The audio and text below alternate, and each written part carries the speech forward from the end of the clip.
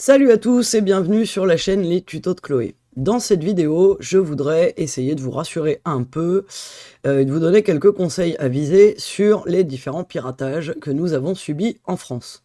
Petite parenthèse, pour tous les francophones qui me regardent mais qui ne résident pas en France métropolitaine ou outre-mer, cette vidéo ne vous concerne pas.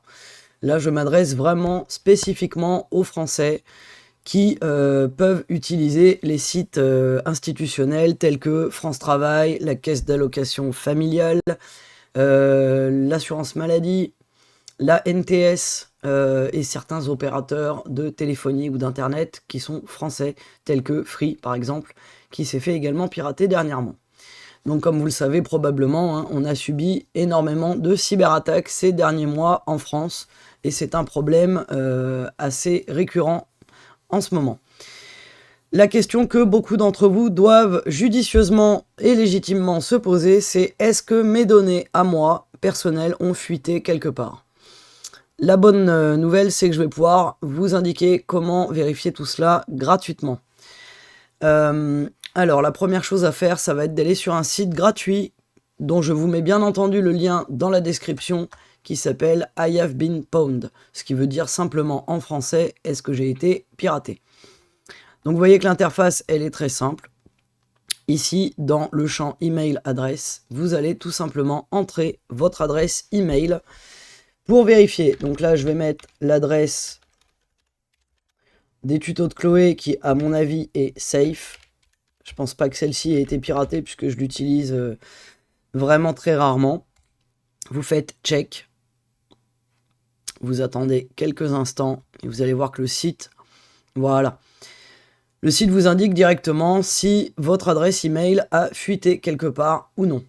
Donc en l'occurrence, si vous vous retrouvez avec un cadre vert avec marqué Zero Data Breaches, c'est que vous êtes tranquille et à la limite, vous pouvez même, si vous le souhaitez, quitter cette vidéo tout de suite.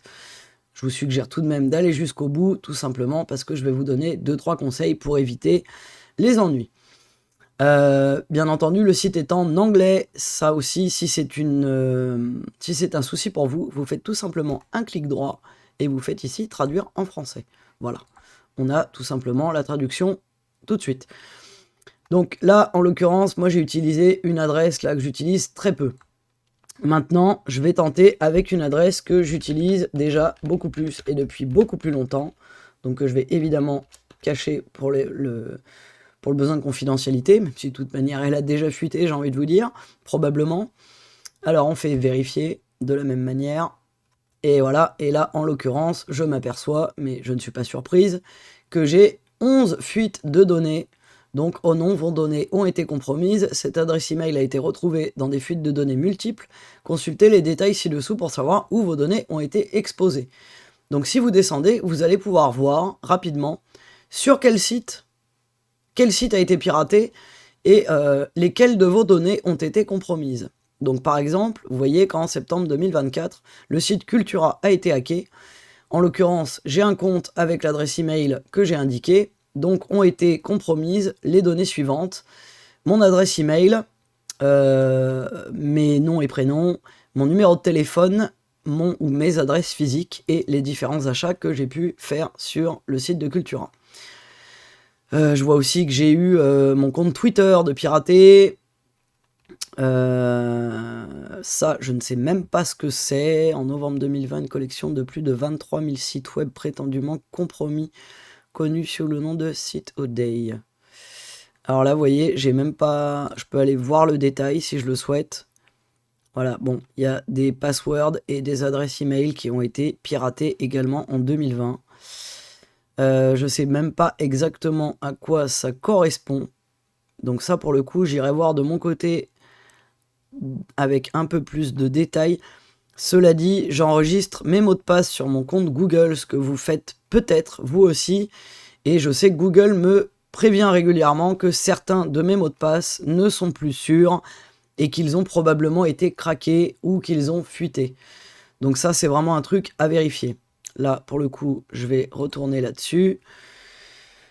Je vais remettre mon adresse email. Et donc, je vais continuer ma petite investigation. Ok, je vois aussi que le site de Gravatar a été piraté. Donc là, même chose. Mon adresse email, mes noms, prénoms et nom d'utilisateur. Le site de Deezer également. Alors là, c'est pas mal non plus, puisque si vous regardez, ont fuité ma date de naissance, mon adresse email, le genre, le lieu géographique, l'adresse IP, les noms, les langues parlées et le nom d'utilisateur. Donc ça fait quand même beaucoup de choses. Là pareil, tout ce qui est verification.io, donc c'est pareil, ça doit être à mon avis tout ce qui est enregistrement de mots de passe sur certaines plateformes. Donc faut vraiment faire très attention. Ah oui, alors jeu d'armure, c'est Armor Games, c'est un truc de jeu vidéo. On a Domino's Pizza, on a Adobe. Donc ça fait quand même énormément de choses. Vous voyez, par exemple, là je peux voir que... Alors attendez voir. Cas où vos données ont été trouvées sur des sites de partage de SMS ou dans des bases de données publiques. Donc là je me retrouve avec ce site qui apparemment délivre un certain nombre de courriels. Et donc, semblerait qu'ils aient mon adresse email. Ce qui explique pourquoi je reçois un nombre de spams et d'emails complètement vérolés très régulièrement sur cette adresse, que je suis de toute manière en train de retirer progressivement. Voilà pour ça. Donc, si toutefois, comme moi, vous obtenez un rectangle rouge avec un certain nombre de fuites de données, pas de panique. Bon. La première chose à savoir, c'est qu'il n'y a aucun moyen d'aller effacer vos données qui vont avoir fuité. Vous ne pouvez pas les récupérer une fois qu'elles ont fuité. Ça, c'est la mauvaise nouvelle. La bonne nouvelle, c'est que vous avez quand même la possibilité de sécuriser un petit peu mieux votre présence sur le web à partir de maintenant. Déjà, la première chose à savoir, c'est que vont faire les pirates informatiques avec ces données ? Ils vont probablement les mettre en vente sur ce qu'on appelle le dark web. Alors qu'est-ce que le dark web ? Je vous ai prévu, hop là, la petite page Wikipédia, qui n'est pas forcément la meilleure des explications, mais ça devrait faire l'affaire. Donc tout simplement, le dark web, je vais essayer de vous expliquer. C'est simplement un espace relativement vaste sur Internet, mais qui n'est pas accessible via les moteurs de recherche habituels tels que Google, Yahoo, Bing, etc. En fait, vous-même, si vous êtes un utilisateur lambda, classique, et que vous utilisez Internet comme la majorité des gens avec un navigateur et avec Google, vous ne pourrez jamais accéder à un site du dark web, même par accident. Il faut savoir que le dark web, pour y accéder, il faut un moteur de recherche spécifique et il faut un logiciel spécifique. J'y suis déjà allé par curiosité, puisque c'est important de savoir de quoi on parle. Alors c'est pareil, vous verrez certainement énormément de contenu sur Internet, notamment sur YouTube, qui s'amuse à diaboliser à fond le dark web, en vous exprimant que c'est criminel, que c'est que des activités illégales, qu'il y a de la vente de plein de choses illégales, ce qui est une vérité, mais ce n'est pas seulement ça, le dark web.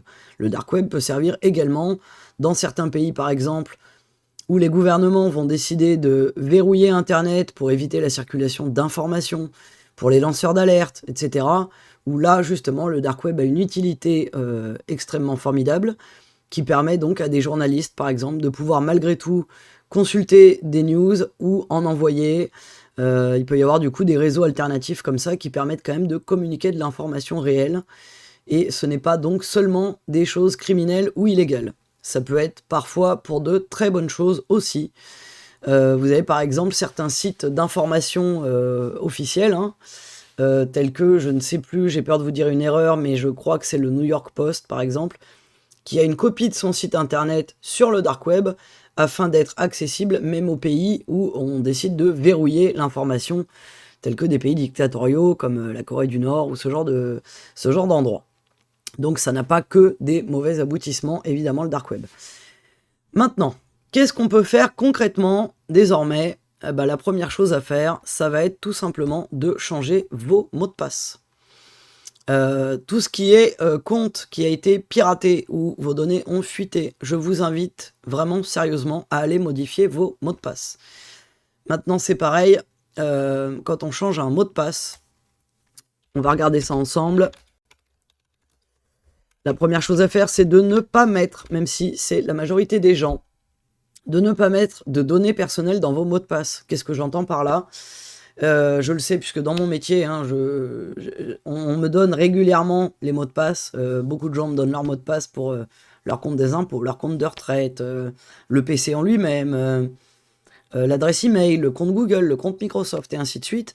Je me rends bien compte que dans la majorité des cas, les gens vont créer des mots de passe faciles à se remémorer pour eux, donc comportant aléatoirement le code postal, la date de mariage, la date de naissance des enfants ou du conjoint, le prénom des enfants, le nom des animaux de compagnie, toutes ces choses-là.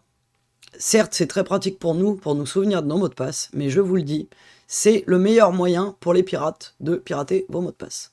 Comment? Je vous explique très brièvement dans ce qu'on appelle le hacking, donc le piratage en français.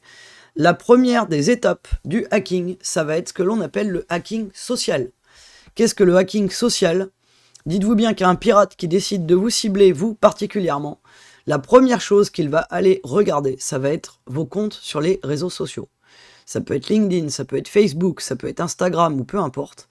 Et ils vont chercher dessus des informations personnelles sur vous, telles que justement votre date de naissance, le nom de votre chien, l'école primaire dans laquelle vous êtes allé pour répondre aux questions secrètes. Vous savez qu'on peut parfois mettre pour sécuriser un accès.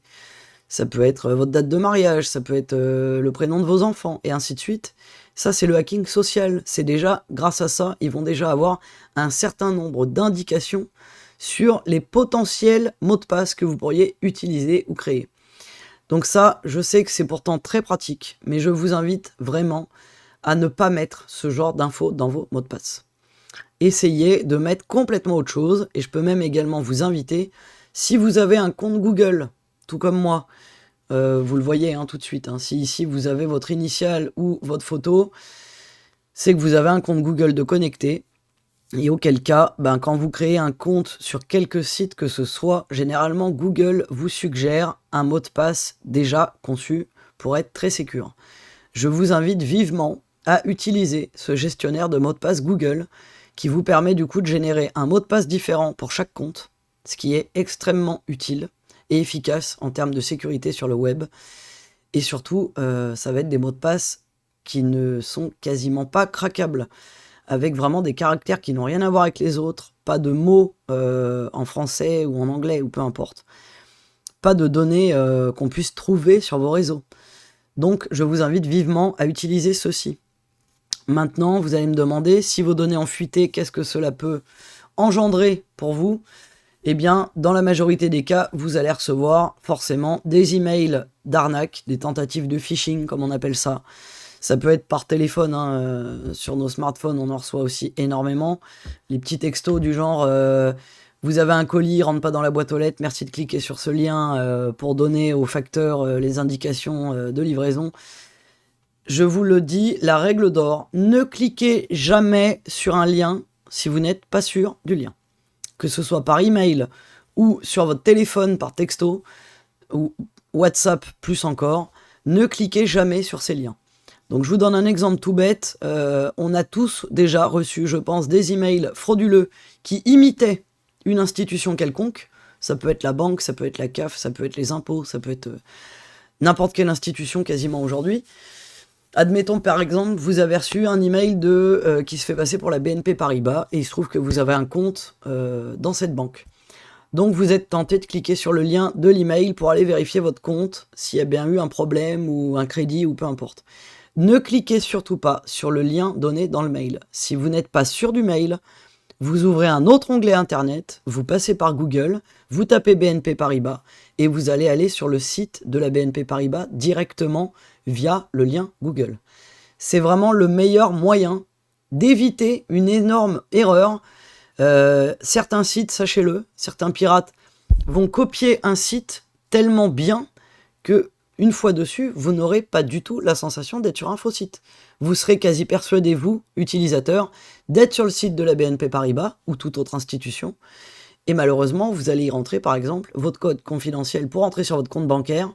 Et là, malheureusement, les pirates vont obtenir votre code et pouvoir entrer sur votre vrai compte, comme ça. Donc voilà pour ça. Surtout, donc les mots de passe, on les change. On essaye d'éviter à tout prix de mettre le même mot de passe sur tous les comptes. Et aussi, on autorise, je sais que c'est pénible, la double authentification sur tous les sites qui vous le permettent. C'est quoi la double authentification? C'est quand, par exemple, vous voulez vous connecter sur votre site des impôts pour remplir votre déclaration et qu'on vous dit qu'on va vous envoyer, en plus de votre mot de passe, un code par texto ou par email. Je sais, c'est extrêmement pénible et fastidieux, mais je vous en conjure, faites-le. C'est vraiment l'une des choses qui va vous aider un maximum à sécuriser vos accès. Voilà pour ça. Écoutez, j'espère pour vous que vous aurez eu une bonne indication de la part du site I Have Been Pwned et que vous ne serez pas dans celles et ceux dont les données ont fuité. Le cas échéant, n'hésitez pas à suivre mes conseils. Si vous avez besoin d'autres conseils, s'il y a d'autres sujets sur la sécurité web qui vous importent, n'hésitez pas à me le mettre en commentaire. Je me ferai vraiment une joie de vous répondre et d'essayer de créer d'autres vidéos pour vous aider sur le sujet. En attendant, moi je vous dis à la prochaine pour un nouveau tuto et je vous souhaite une excellente journée à tous. Salut!